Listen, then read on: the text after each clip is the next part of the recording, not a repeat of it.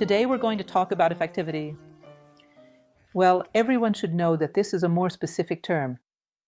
Of course, it's used in various fields, but today it's widely used in business management. Today there is what is called the 3 E's, which are effectiveness, efficiency, and effectivity. And we will discuss each of them a bit, because it's almost like a building process to reach effectivity. Well, you might be thinking, what do these 3 E's of business management have to do with philosophy? Everything that exists within what we call the art of living is addressed by philosophy. It's good to remember that it is the mother of all sciences, of all knowledge, and that everything that fit within the needs of human life also fit within it. Well, the way I, Lucia, who am a teacher at New Acropolis, approach philosophy in the classical tradition with the concept from the period when it was established, in other words, a concept that is gaining more and more strength nowadays. At this moment we are living in which is very suitable for a slightly more classical approach. Therefore, let's talk a little bit about these 3 components, the 3 E's. The first thing we talk about is efficiency. So, efficiency is very closely associated with the idea of economy. Very basically, it's about taking the resources you have with a mindset of economy, prudence, and knowing how to manage them well to achieve the best possible outcome. So, you can consider resources, for example, financial resources, human resources, and even time itself. All the things that have been given to you, knowing how to manage them to reach the end of the process with the best possible result. That's why our efficiency is so directly linked to the idea of economy, to the maximization of resources to achieve a goal. We can say, for example, that the maxim well suited to efficiency would be, with what I have, I do the best I can. Imagine, for example, a cake. I do not have many ingredients at home, just a few, but I combine them in a very creative way and manage to make the best cake possible. And I can say that I was efficient. I made use of what I had, didn't seek external resources, and with that, I produced the best possible result. This is our friend efficiency.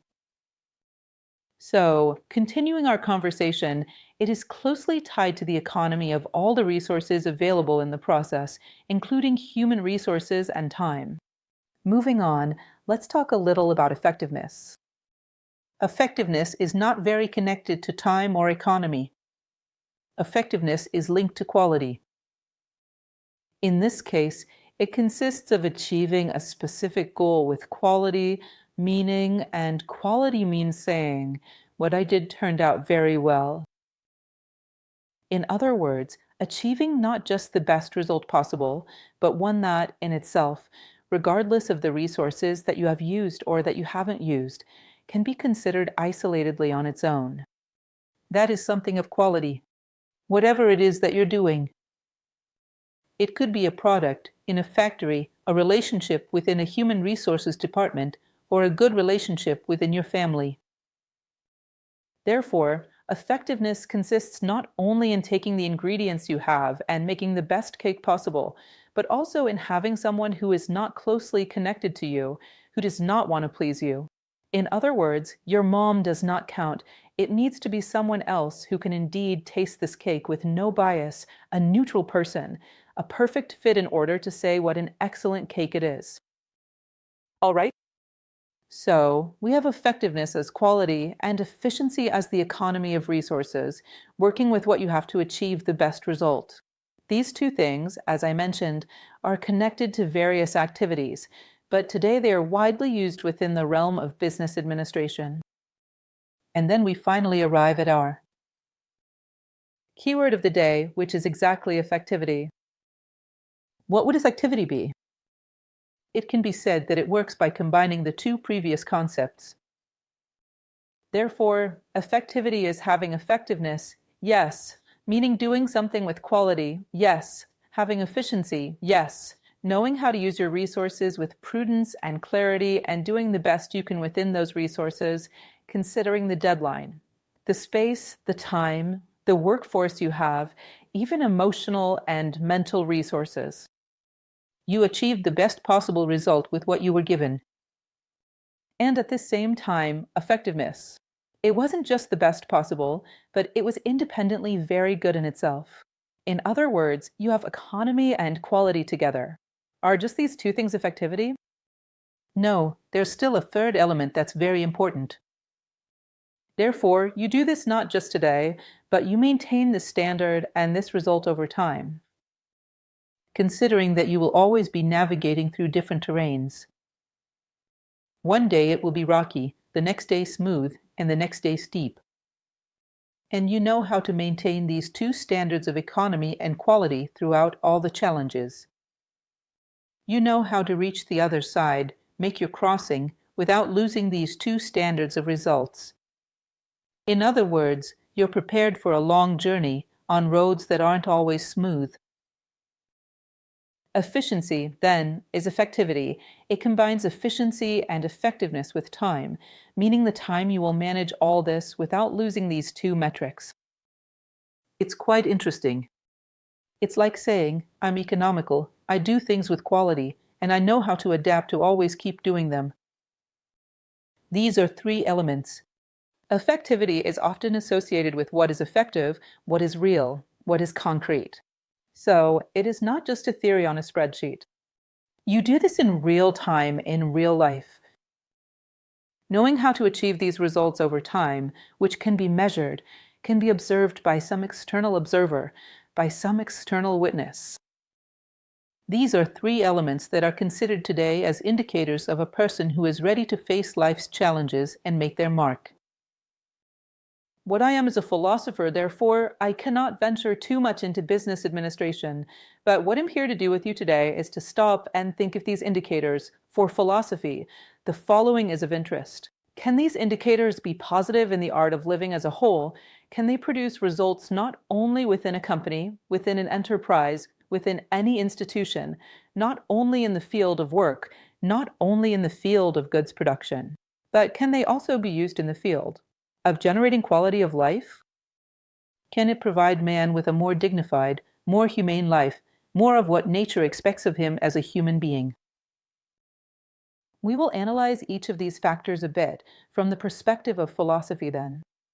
Taking what works here, you know that Plato, he says exactly this in the penultimate chapter of the dialogue, The Republic.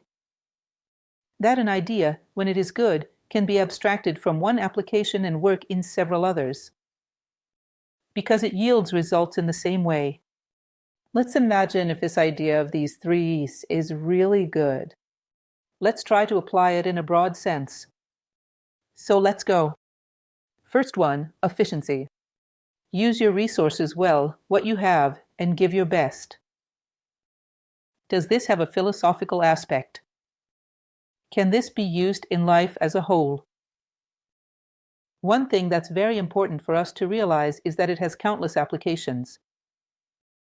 Never, under any circumstances, will you find yourself on an unlimited stage.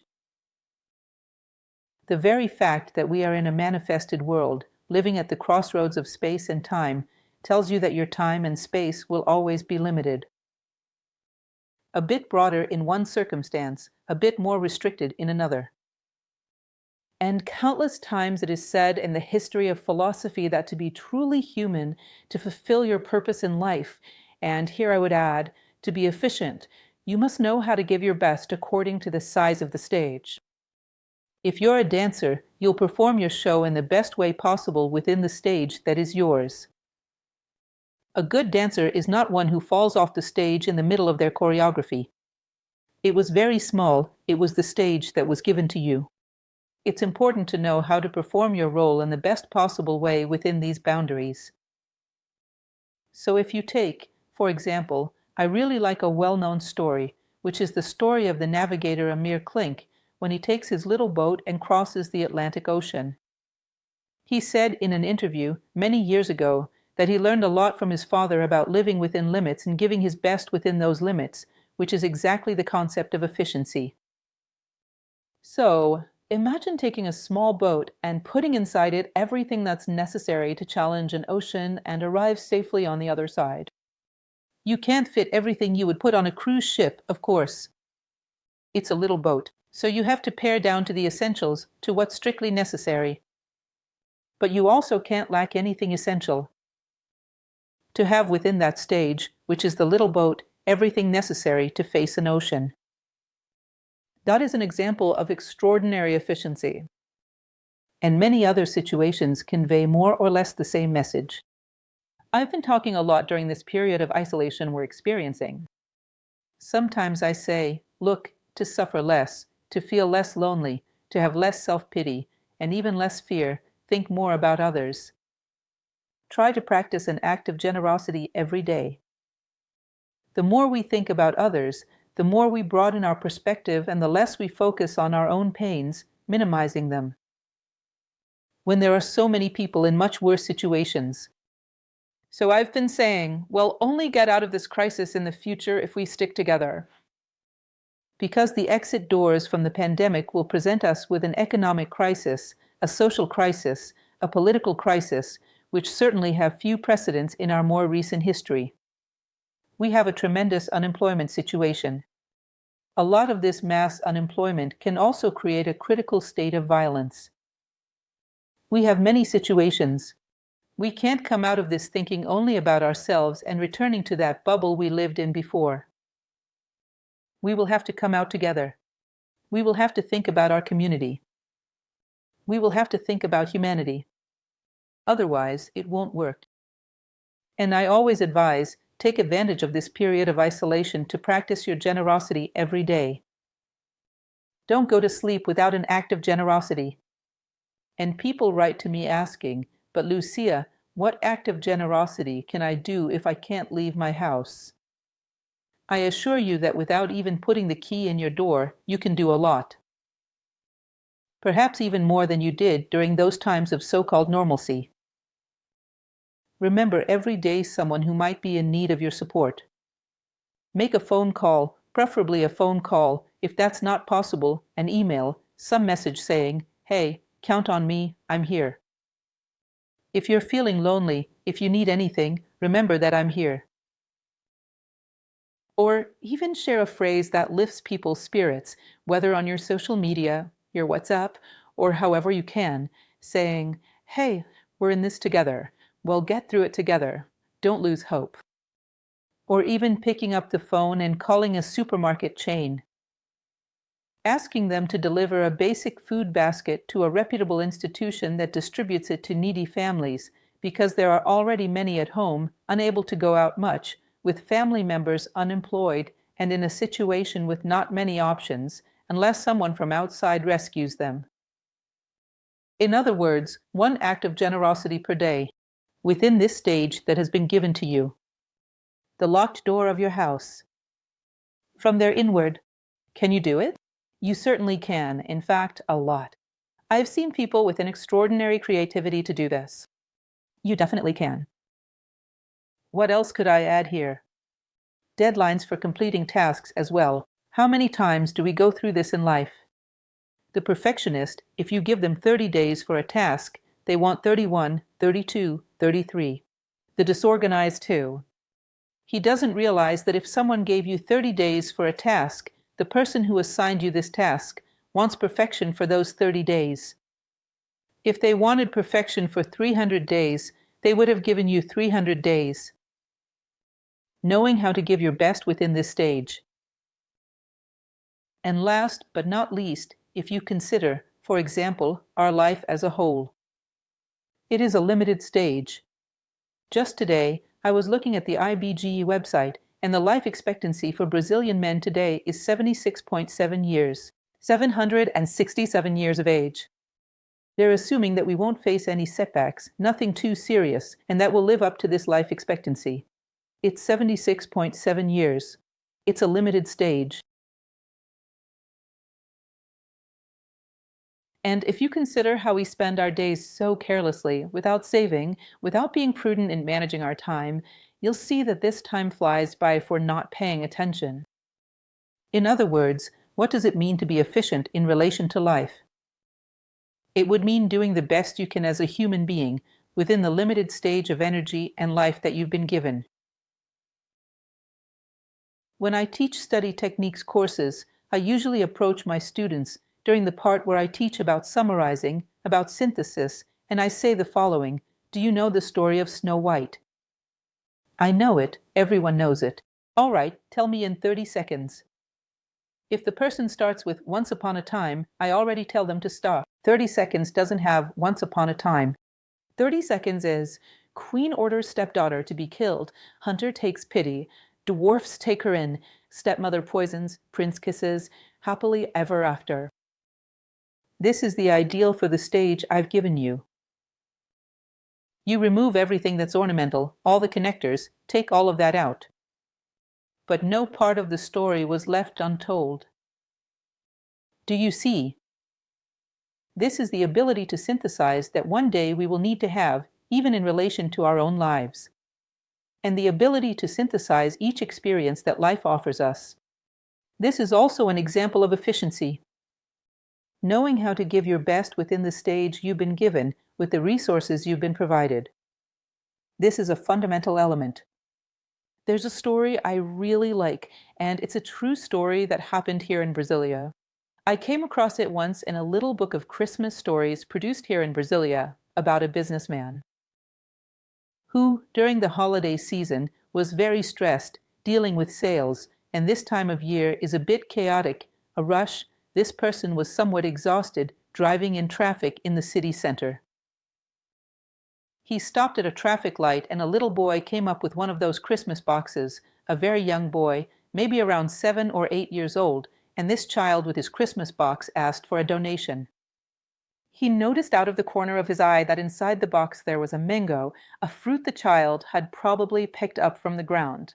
The child asked him for a donation and said, "I have nothing." The man, as he was, said, "I have nothing.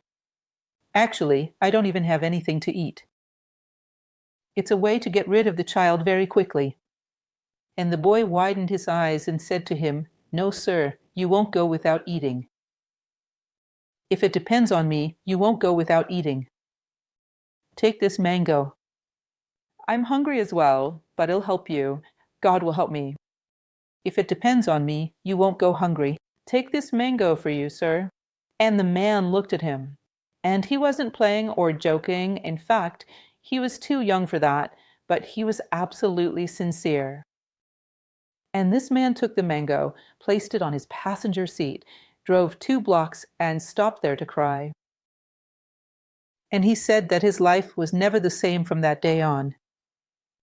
Do you want a better example of efficiency than this? This boy only had 2 things to change someone's life. Just a shoebox and a mango. And he managed to do it. Well, he managed to change someone's life with a shoebox and a mango. I think this story is fantastic. This is an excellent example. This is an example of efficiency and even effectiveness, because the quality of what was produced was fantastic. Continuing, moving on to our friend effectiveness, we've already mentioned that it is tied to the idea of quality. So, you consider that what was done with effectiveness is something that reached a very high caliber in this realm of striving for the ideal of each thing. That is, this was very good, considering the best things that are done. In business examples, what is usually qualified as effectiveness sometimes has to do only with quality and sometimes with originality as well. Sometimes effectiveness shines because of thinking outside the box. And today we have good examples, in fact, an endless series emerging out there of examples of effectiveness linked to originality in the business field.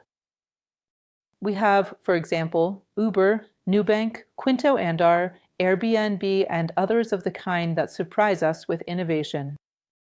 They produce a great result by tapping into resources that no one even thought existed, but were indeed there. Everyone had a car they didn't always use. Everyone had a house that was often closed up and unused. They utilized the resources that were available in the best possible way, producing a quality result with innovation. And there are others that don't work with innovation. They do exactly what everyone else does, but they strive for excellence, aiming to reach the highest level, at times with the mere intention of profit, and sometimes with a humanitarian intention. We have some examples here in Brasilia. First of all, Two hospitals that all of us in Brasilia are very proud of: the Brasilia Children's Hospital, which is a marvel, and the Sarah Kubitschek's Hospital. Even a laboratory like Sabin are enterprises that reach a very high level of quality. They are not innovators, but they are truly refined in what they do. I was surprised one day when I went to do a blood test at the Sabin laboratory, and there was a musician playing guitar for us who were waiting there at 8 in the morning. I found that very curious. Anyway, you can also look at another area where this pursuit of effectiveness is sought. Today, it's very much in vogue, including nonviolent communication, promoted by Dr. Marshall Rosenberg, which seeks to make our communication as effective as possible with the least possible harm done to others.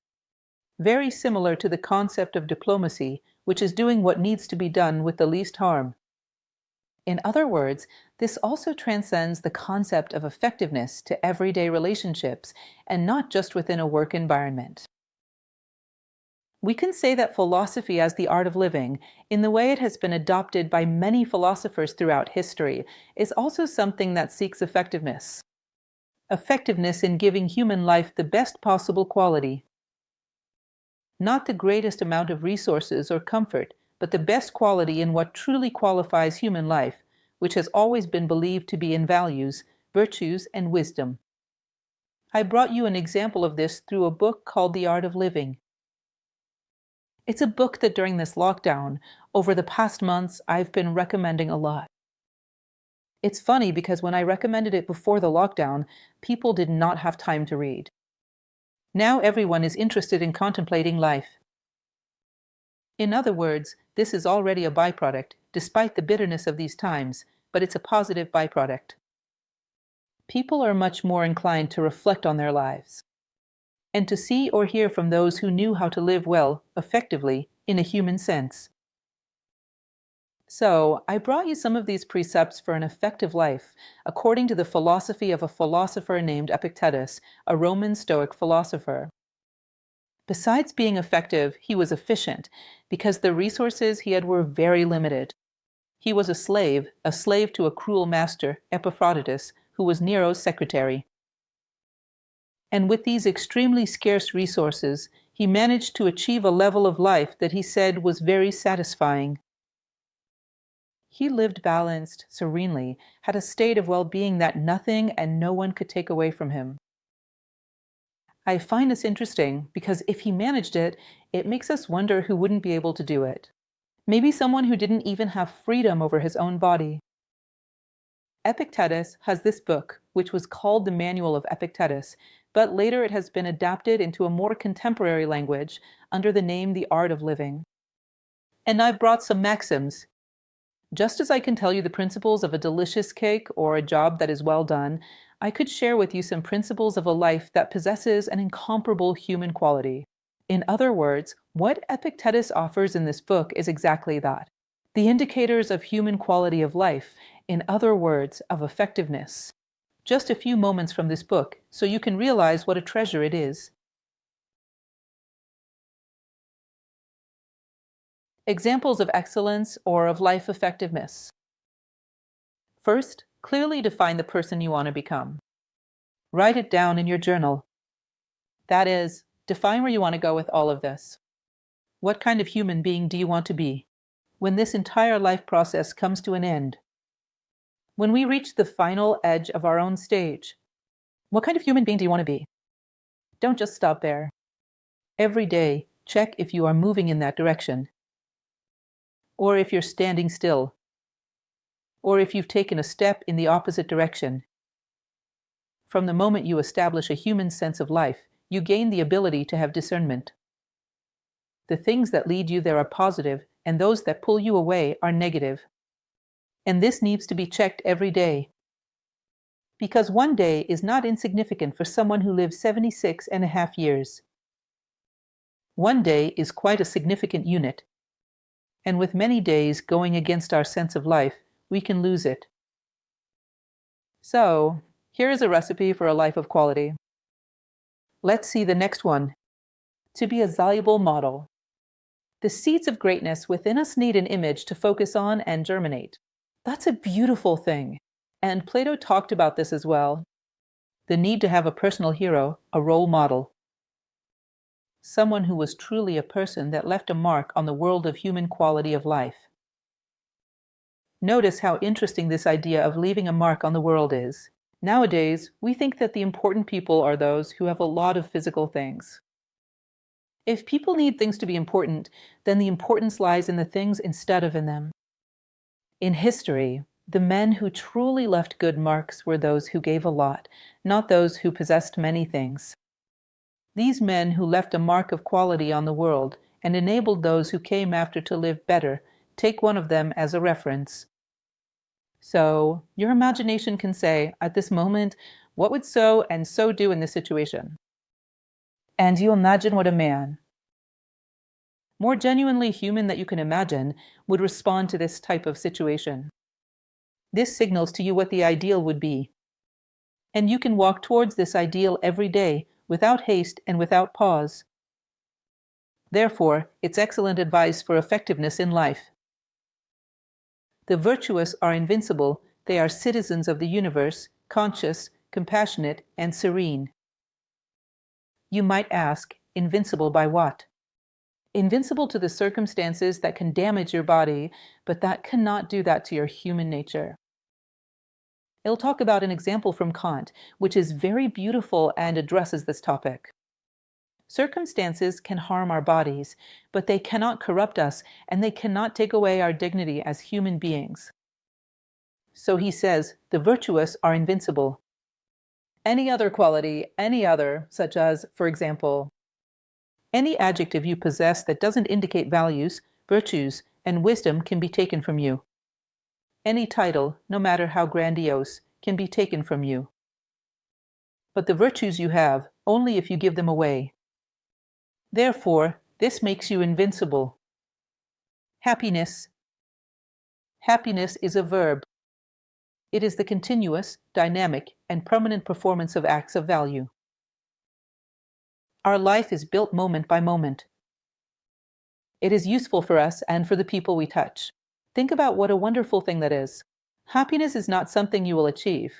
It is a verb. In fact, it is in everything you do. Each thing is valuable in itself, not for what you will achieve with it. Happiness is a verb. It is the continuous performance of acts of value. If you take a moment to ponder the depth of this phrase, you'll realize that the most valuable things in life are valuable in themselves, and not for what you might gain later. In other words, if you love someone, what is that love based on? In the person themselves, or in the status they have, or the wealth they possess. I often joke and say that would be a private pension plan, not love. If you are fair to someone, are you fair because you love justice and find fulfillment in doing so, or because that person is influential and can give you something in return? Otherwise, that's just self-promotion and not justice. The most valuable things in the world are valuable in themselves. And happiness is like that. Happiness is in every human and dignified step you are living. Along the way. Happiness lies in things themselves, not in what you can gain or lose from them. It is the intrinsic value of things, genuinely human. This is wonderful for achieving quality of life. A few more ideas. Be wary of social conventions. The new is not necessarily good. Support only what embodies a sense of justice, humanity, kindness, and so on.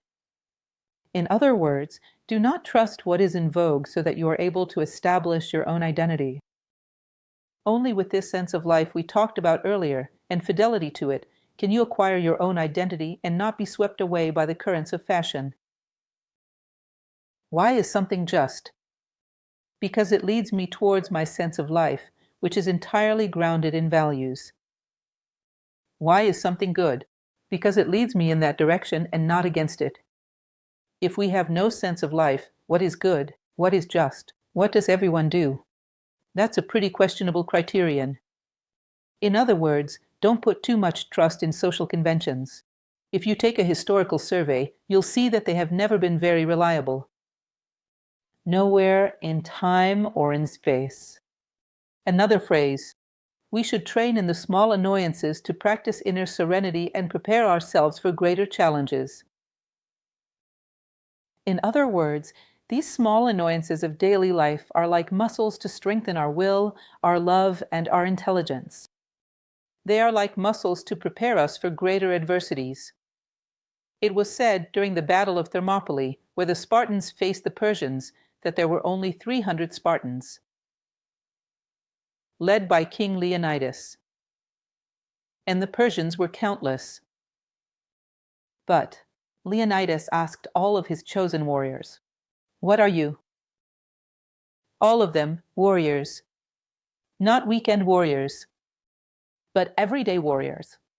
And that's why they had the chance to do what they did, to hold back Xerxes' troops for 3 days, who had thousands of men. In other words, it's essential to understand this idea of training every day. The virtues we want to develop and need to develop. Train them in the little things. Notice that this is a lesson in effectiveness. Discover internal resources to face life's incidents. Trials reveal our strengths. Over time, the oppression exerted by facts fades away. In other words, the Japanese samurai used to say that the gap of unconsciousness is where the sword's edge cuts. If we are fully aware of ourselves, mastering our weaknesses, and striving to fight against them daily, it's very difficult for something to catch us off guard, to penetrate us. And when something enters, it indicates that there's an area where you still need to work. In other words, adversities were considered by many peoples throughout history as good indicators of where they were fragile and where they needed to improve.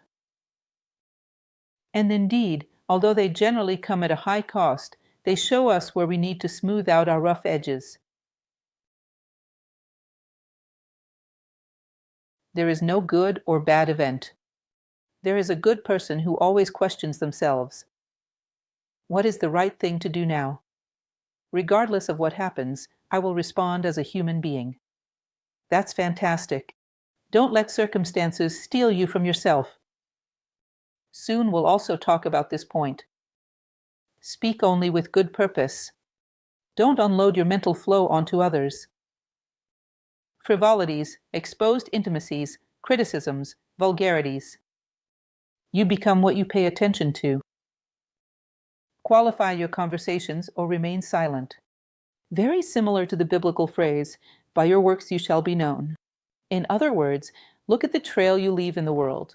Whoever sees this trail should be able to say, "A human being passed through here." Kindness is both the practice and the reward itself. It is enough for us to be happy. We must tune our character, thoughts, words, and actions as if they were the strings of an instrument. Goodness is the subtle adjustment of our character throughout our entire life. In other words, goodness, the idea of good, as Plato says, I was recently talking with a doctor who told me that most psychological imbalances are alleviated by the practice of doing good. I don't mean to say that it replaces medication, but I do mean that it is a precious remedy that adds ease in overcoming any human drama.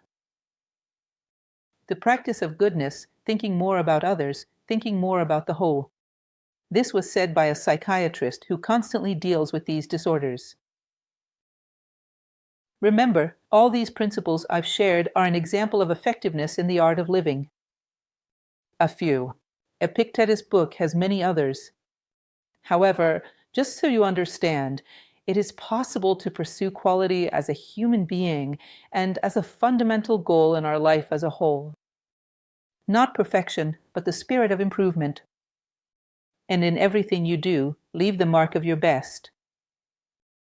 There is a quote from a philosopher of the last century, Sri Ram, who said, "You must lose your heart every day and then go in search of it. And thus you will discover that your heart is the heart of all things." Do you understand this? Leave your heart at work, at home, everywhere. When you say goodbye in the morning, when you return at night, in the way you interact in all the environments you pass through, along the way, leave your heart. This is effectiveness as a human being. The true human being has this potential, and if you don't achieve it, you haven't fulfilled yourself as a human being. And finally, effectiveness. Remember that effectivity is the sum of these two things we've already seen: efficiency plus efficacy, plus the management of all this over time, to be adaptable, to not get lost, no matter the external circumstances. Well, effectivity is also something that can be very well applied to our life as a whole as a philosophical criterion. You can, for example, and I've been saying this a lot during this isolation, you can ensure that this crisis doesn't steal you from yourself. Whether it's because of fear, due to instability, don't stop being the human being you've always been, or even better, don't come out of this smaller than you went in due to being paralyzed by fear, or because you became unstable, or due to any circumstance, or because you suffered from loneliness. Plan to come out of this greater than when you went in, whatever the difficulty. In other words, let no crisis, no matter how severe, like the one we're experiencing, which is quite serious, steal you from yourself, so that you don't lose your humanity along the way. Protect yourself in the midst of the night of times. I always remember St. John of the Cross and the dark night of the soul. The ability to traverse the dark night of the soul without losing oneself, without losing your identity, your principles, your values. And this is fundamental and has a lot to do with effectivity. No matter how long it takes, I will ensure the way I do things, and nothing will steal me from myself along the way. Arrive on the other side more human than when you entered. There is a passage by Kant in a work he has on the beautiful and the sublime, where he says the following: when a human being stands before a raging sea or the cliffs of the Alps, he first gets frightened and says, "Wow, this is gigantic, and I am so insignificant." But he says, secondly, this man will remember his dignity, the dignity of his human condition, his worth as a human being.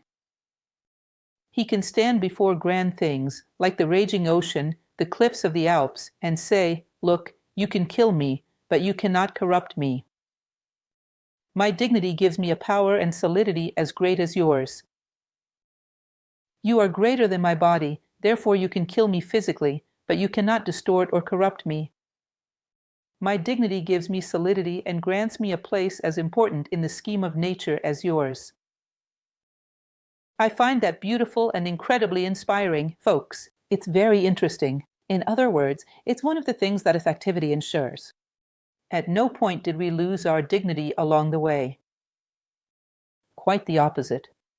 Since we have efficiency and know how to use resources well, it is preferable that we leave with more dignity in the end, and not exactly with the same talents you entered with. Adapting is not mutilating oneself.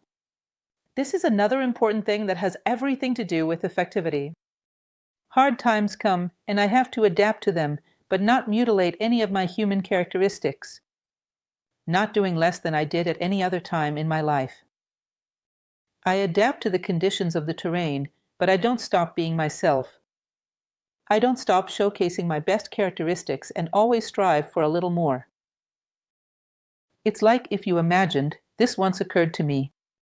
I was putting up some posters on the boards of a few stores talking about our work at New Acropolis. We are all volunteers, and we do this a lot.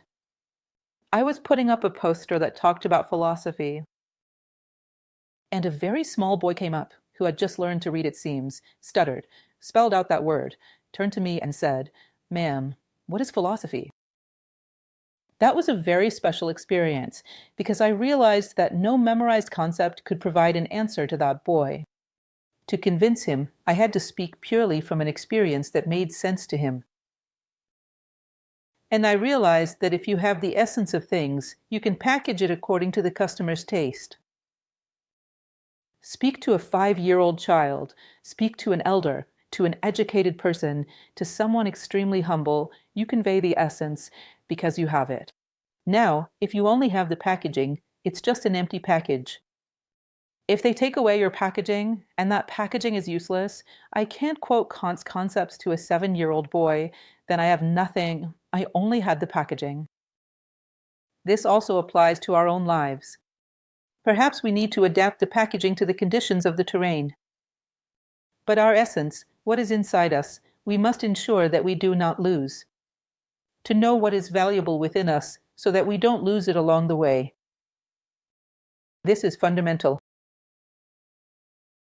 Another thing that's interesting, if you think from the perspective of effectivity and another human virtue, which is one of the most important, is willpower. Willpower is capable of opening roads, draining swamps, and irrigating deserts. Human willpower. Where there's a will, there's a way. It is one of the most powerful attributes of the human being. In India, they call it Atma, one of the highest attributes of the human being. This willpower is very similar to this effectivity. They say that human willpower, this determination, this power that opens paths, is grounded in a decision on the mental plane, and perseverance and consistency on the physical plane. Notice that effectivity is also about this. You have efficiency and effectiveness there. I will do my best with the resources I have. This is an idea, it's a decision, and I will reach the highest quality I can. I will put my heart into everything I do. This is effectiveness. These are ideas, they are a decision. And on the practical level, without haste and without pause. Perseverance and consistency, which is exactly the ability of effectiveness to maintain the same quality, the same delivery over time. Do you see how it's similar? In other words, in a certain way, effectiveness is another name adapted to certain circumstances for our very ancient attribute of willpower. To build within ourselves a decision, a quality of life, a quality of being human, and have the will to offer it to the world. Self-improvement and dedication. And to be able to maintain this decision no matter the conditions of the terrain. That's very philosophical. In other words, a very interesting parallel, because before, and perhaps even at the same time, effectivity was and is willpower. Another name for the same idea. There is a phrase that I find very beautiful and very interesting, which goes like this. Throughout history, there have always been builders and destroyers of pyramids. Choose which group you want to belong to. A person who practices effectivity has definitely chosen the first group. He wants to be a builder, not a destroyer of pyramids. Throughout history, humanity has been well divided into these groups. Among those who raised in Egypt and those who spent centuries, even millennia, destroying, stealing stones to build irrelevant things. Which group? Effectivity is a virtue that is definitely committed to the first group. I am a builder of pyramids. And finally, two phrases, just to wrap up this whole idea with a philosophical touch, two phrases that fit perfectly here. Only the knowledge that makes us better is useful. That effectivity, like any other knowledge, can be expanded beyond the workplace and make our entire life better. And the phrase, honor the truths through practice. Everything you perceive as valuable, don't use it in just one setting. Use it throughout your entire life. Don't have fenced-in virtues, as I like to joke. From the fence inward, I am effective. Beyond the fence, in my everyday life, I'm just anything. That will never truly be a virtue. Either you are, and if you are, you cannot stop being, neither in time nor in space. Either you think you are, or you just intend to use an image of who you are. This doesn't change anything, neither inside nor outside the boundaries of our work. I am very grateful and hope that our conversation is useful to you. A hug to everyone.